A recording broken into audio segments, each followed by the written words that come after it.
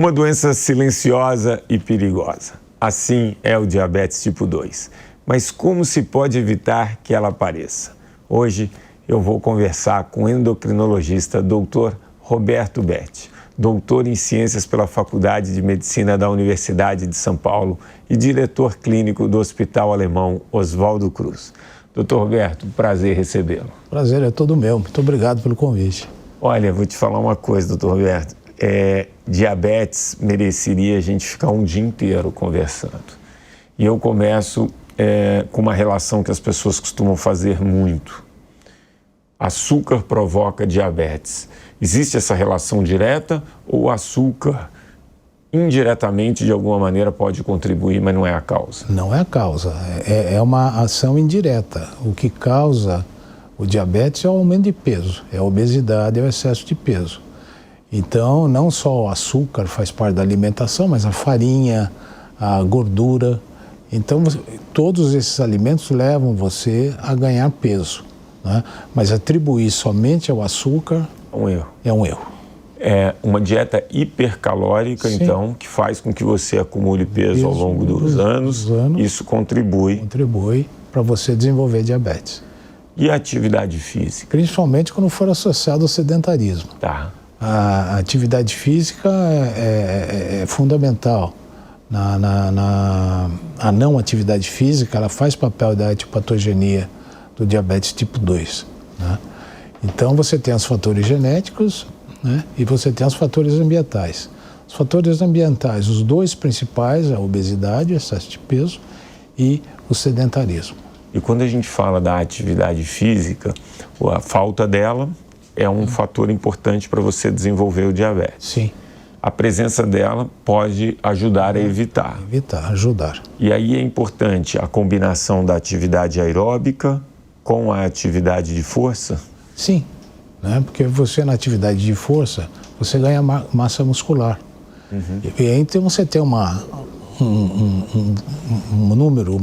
peso maior da massa muscular, e durante o exercício você vai captar mais, o músculo vai captar mais a glicose. Né, para exercer o seu metabolismo. Né? Então você com isso vai diminuir um pouquinho a resistência insulínica, porque você vai ter com o exercício uma facilidade para o músculo captar glicose. Então caem os níveis de glicose na circulação. E hoje a diabetes é quase uma epidemia. Eu já ouvi falar em 15% da população. Como que está essa prevalência aí do diabetes? Vou te dar alguns números. Hoje nós temos pela International Diabetes Federation em torno de 574 milhões de pessoas no mundo com diabetes. Em 2030 calcula-se que nós teremos 570 milhões de pessoas com diabetes. A incidência média é de 8% da população. Uhum. Aqui no Brasil de 7% a 8%. Não é esse número tão elevado, ainda bem. E o diabetes ele pode ser gatilho para outros problemas de saúde, por exemplo, como doenças cardíacas. Diabetes é uma doença sistêmica, né? Você tem no diabetes dois tipos de complicação, porque o diabetes é uma doença do vaso sanguíneo, uhum, do vaso sanguíneo com maior diâmetro como do vaso sanguíneo com menor diâmetro. Então aí você classifica as complicações do diabetes em macrovasculares, né, e microvasculares. Macrovasculares, importante é o coração. Coração, sistema nervoso central e membros inferiores, né? E a microvascular, principalmente a retina e o rim, né? Então ela é uma doença sistêmica que vai agredir todo o organismo. E é uma doença silenciosa, né? Silenciosa, porque ela começa sem manifestação clínica, né? E ela começa até 10 anos antes de apresentar a manifestação clínica. Então é muito comum, no diabetes tipo 2, do tipo 1 não, que é uma doença de início abrupto, uhum, ela é rápida. Quando o indivíduo fala eu sou diabético, ele já tem uma complicação crônica. Principalmente a neuropatia diabética. Ele relata que formigam os pés, né? Alteração de visão, embaça a visão. Então você já pode encontrar uma neuropatia ao diagnóstico e também até uma retinopatia ao diagnóstico. Aí, antes da pessoa se tornar diabética, ela é um pré-diabético. Sim. Né? Um pré-diabético, então, a glicemia ultrapassou ali o 99, tá ali perto de 120, 126, né? Que é, 126 já é diabetes. E aí, quando ela está nessa faixa pré-diabética, qual o melhor tratamento? O melhor tratamento? Ela consegue reverter com o estilo de vida? Consegue. Teve um estudo americano, um grande estudo americano, me perdoa, não me lembro o nome, que vários estudos ocorreram com drogas, com uma série, mas o que funcionou foi mudanças de hábitos de vida, né? Uma perda de 5% do peso, né? E uma atividade física 5 vezes por semana e de 30 minutos de você caminhar. Pode ser uma atividade moderada. Moderada. O importante é a regularidade. A regularidade é você ter regularidade nessa sua atividade física. Então, nessa prevenção do pré-diabetes, entre aspas, ao diabetes, o que mais funcionou foi a perda de peso e a atividade física, do que as medicações. Quando a gente fala de perda de peso, a gente já falou que a atividade física é importante, mas aí tem outros 2 fatores que também são muito impactantes em relação ao ganho de peso: alimentação e sono. Vou começar pela alimentação. Uma alimentação que ajuda no controle da glicemia, o que a gente deve evitar e o que a gente deve ter na alimentação? Você deve evitar os carboidratos, principalmente os de absorção rápida, né? O açúcar, esse refrigerante que não é dietético, diminuir os farináceos, né? Não é abolir, diminuir os farináceos. Então, se você come principalmente pão, macarrão, pizzas, onde tem farinha, a farinha branca, e aumentar a quantidade de fibra na alimentação. Né? E aí, comer mais verdura. Frutas, legumes, verduras. Frutas, não se exceder muito em frutas também, porque as frutas têm uma quantidade muito boa de carboidrato, que a frutose é um carboidrato mais cômodo de você trabalhar com ele. Mas não abusar tanto. Agora, verduras, legumes, é muito importante cereais integrais. Cereais integrais, sem dúvida. E principalmente ter uma dieta que não seja hipercalórica. Hipercalórica, né? Hipercalórica. Se você come mais, se você ingere mais calorias do que você gasta, você vai acumular em algum lugar. E é no tecido adiposo. Né? E um outro fator muito importante que hoje a gente associa bastante com ganho de peso é a privação de sono. Né? Tem estudos, alguns estudos pequenos, mas existem já mostrando que a apneia do sono pode contribuir para o aparecimento da obesidade. Da hipertensão arterial está mais ou menos definido isso. Né? Mas da obesidade, sim. Você tem na apneia do sono, é interessante, você pode ter um cortisol, que é o corticoide, que na prática clínica, o seu cortisol endógeno aumentado. E o cortisol é um hormônio que leva ao ganho de peso. Né? Enfim, para controlar meu peso, a gente sabe, né? Uma boa alimentação, que nem se falou, atividade física, o sono. E eu queria que você falasse um pouquinho da adesão ao tratamento, né? O quão importante é para a pessoa que já é diabética. E uma pergunta muito frequente é, uma vez diabético, sempre diabético? Ou, sei lá, eu bati 150 de glicemia, comecei a tomar um medicamento, mudei meu estilo de vida, perdi peso. É possível reverter em alguns casos? Eu já tive na minha clínica privada alguns casos que o indivíduo aderiu ao tratamento e reverteu. Reverteu por quê? Porque ele perdeu bastante peso. Entendi. Ele perdeu peso, mudou o estilo de vida, e ele ficou praticamente sem medicação e com níveis de glicemia normais. Ainda, imagino que esteja muito no início, mas já existe uma linha aí tentando entender se o diabetes, se a resistência à insulina, de alguma maneira pode prejudicar a nossa saúde cognitiva, a nossa saúde mental em relação à demência, Alzheimer. Existe essa linha? Existe. É uma linha de pesquisa hoje. Existe que a resistência insulínica no cérebro, né, pode levar a alterações cognitivas. Existe sim.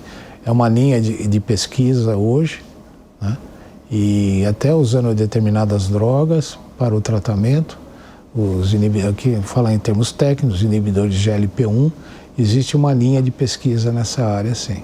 Tá. E a gente falou bastante, né? Controle de peso, atividade física, alimentação, e aí a pessoa fica pensando, puxa, mas como que eu vou balizar meu peso? O melhor seria pela circunferência abdominal? Olha, você tem dois tipos de medida. O IMC, que é a relação do seu peso pela sua altura ao quadrado, né?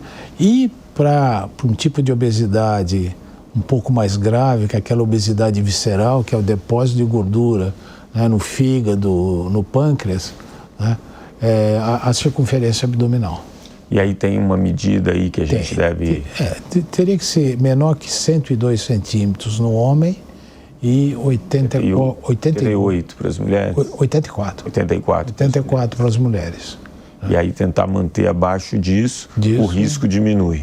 Então, estão querendo aí apertar um pouquinho esses números.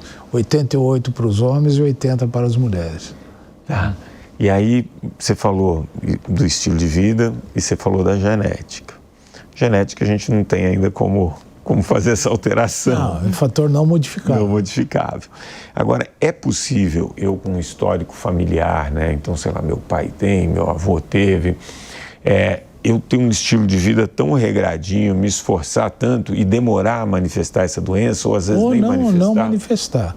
O fator genético ele colabora da seguinte maneira: ele aumenta, ele não causa, ele aumenta o risco de você desenvolver diabetes se você ganhar mais do que no indivíduo que não tem o fator genético, se você tiver sedentarismo, se você tiver um aumento de peso. Às vezes a pessoa está acima do peso, com a circunferência abdominal um pouco aumentada e ainda não manifestou. Provavelmente ela tem uma genética mais favorável. Aí você tem aquela pessoa que só de ganhar um pouquinho já começa a manifestar. A glicemia já começa a subir. Isso é bem interessante.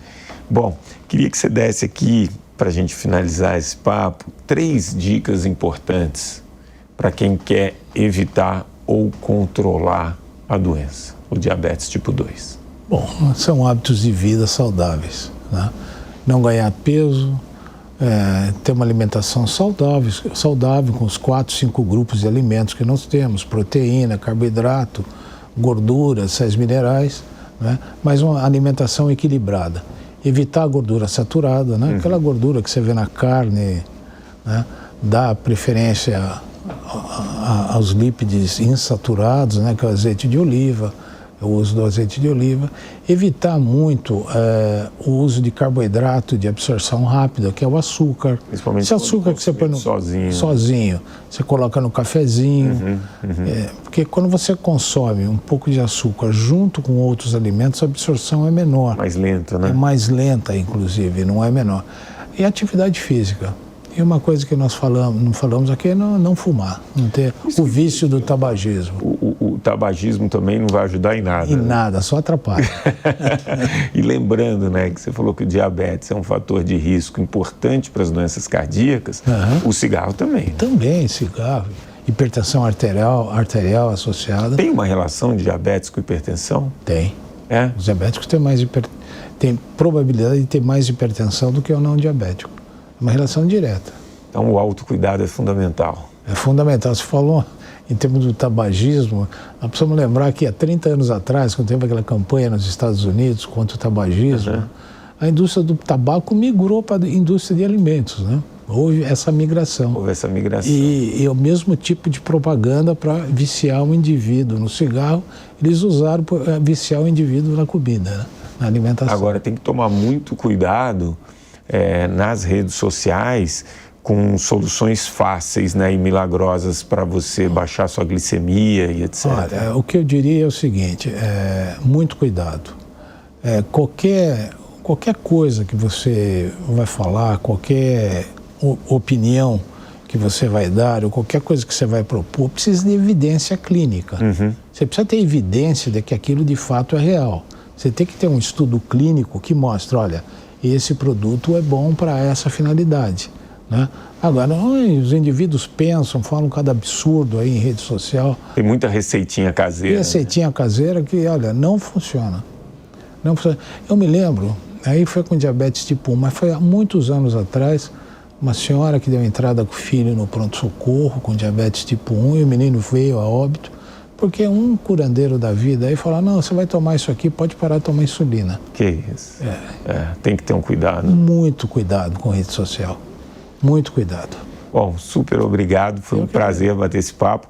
Quero trazer depois novamente aqui para a gente discutir um pouco essas questões hormonais, que hoje também está cheio de gente aí brincando com os hormônios. Eu acho que isso pode trazer certos problemas. Bastante perigoso, principalmente nas academias.